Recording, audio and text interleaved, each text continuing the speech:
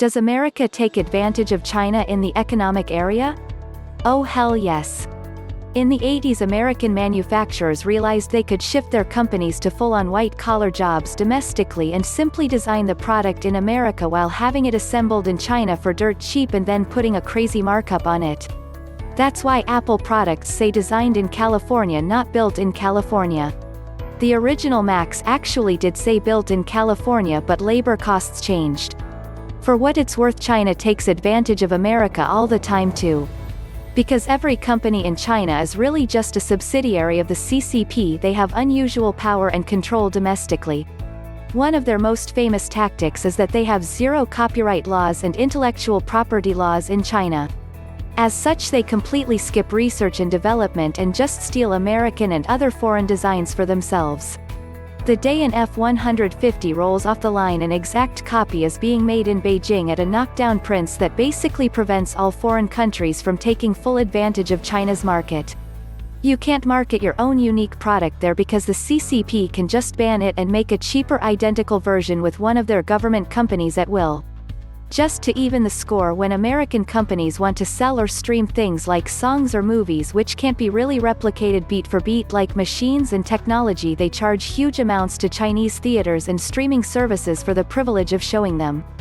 China has to this because American cultural products are incredibly popular there, and if they don't provide legitimate ways to access them, their citizens will just pirate them, which the legalistic CCP really hates. As such, Hollywood can basically charge whatever they want like a shitty landlord, and China just has to suck it up and deal. To compound the issue, Chinese mindless entertainment is pretty bad compared to foreign media, and the US know that. If there's one thing America knows how to do, it's show business. Historically, China got their economy going by tapping the American market. Can their low labor costs being proffered actually be considered take advantage of? Sure. If their labor wasn't creatively cheap, then China would not be a player in the global market. End of story. Is the U.S. capable of taking advantage now? It looks like the only export that could be impacted from the U.S. was soybeans. Can you imagine? China's lousy agricultural situation means soybean crops difficult in China? Petrol too was a commodity being purchased. Dunno how that trade item is being impacted today. China did stop it, but since the U.S. price was so low, even they couldn't resist. Want to know some irony here? Remember the Opium Wars, in which opium and addiction in China was being encouraged by largely Britain and Germany? Why was that the case? Neither Germany nor Britain made opium. ? It was because China was buying nothing, and silver from Europe was going into China, and not returning. The forcing of opium was to offset a trade imbalance. Thus the U.S. gripe with China's closed economy is a very old problem. Chinese exporters receive U.S. dollars USD for their goods sold to the U.S. but they need renminbi, RMB or yuan to pay their workers and store money locally. They sell the dollars they receive through exports to get RMB, which increases the USD supply and raises the demand for RMB. China doesn't just sit on a stack of U.S. dollars, they finance U.S. debt by buying U.S. bonds and securities. As of May 2020, the Asian nation owns $1.08 trillion, or about 4%, of the $25.8 trillion U.S. national debt, which is more than any other foreign country except Japan.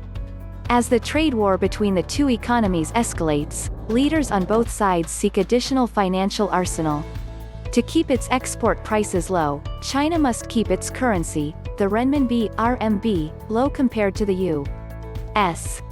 dollar, and the dollar has been creeping up. China chooses U.S.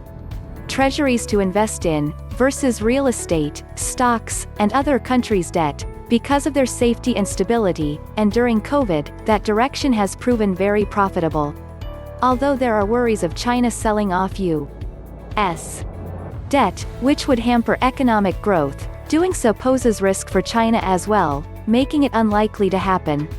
While China's financial system is very insular, its economy is highly dependent on U.S. dollar funding. Those it trades with prefer the dollar, and dollar financing has been crucial not only to fund domestic operations, but also for China to expand its portfolio of international assets, and to advance its global influence. Note: 85% of China's Belt and Road loans are denominated in dollars. Corporate dollar-denominated debt has ballooned, from about $20 billion in 2010 to $590 billion today. Many of these borrowers have little or no foreign income. Further, Chinese companies have been aggressively raising capital in the U.S. market. China's total equity market cap in the U.S. exceeds $1 trillion. Meanwhile, and crucially, China's vast external surplus, in former years accounting for 10% of GDP, has dwindled, and could soon turn negative. As a result, China's FX reserves, while still large, have declined significantly as a share of China's economy and hard currency liabilities. The bottom line: China could run out of dollars in the current situation, and dollar-dependent external expansion could come to a halt. China needs U.S. trade for its global expansion at this point. IMHO. The U.S. tries desperately to take advantage of China, but its efforts are so clumsy and stupid that it winds up shooting itself in the foot every time. The latest clue is that, as a consequence of the U.S. anti-Huawei campaign, a Chinese polling agency conducted a poll showing that almost all Chinese would be willing to abandon all Apple products. Why is this important? Apple makes billions of dollars on the Chinese market every month. Imagine if Trump's heavy-handedness wound up driving Apple out of China forever. If international trade is considered, then every corporation, level of government, import-export agent, bank, individual consumer buys and sells goods and services with China because it is in both or the various parties' interests to trade or be part of the trade. If any Quora reader knows of any forced, i.e.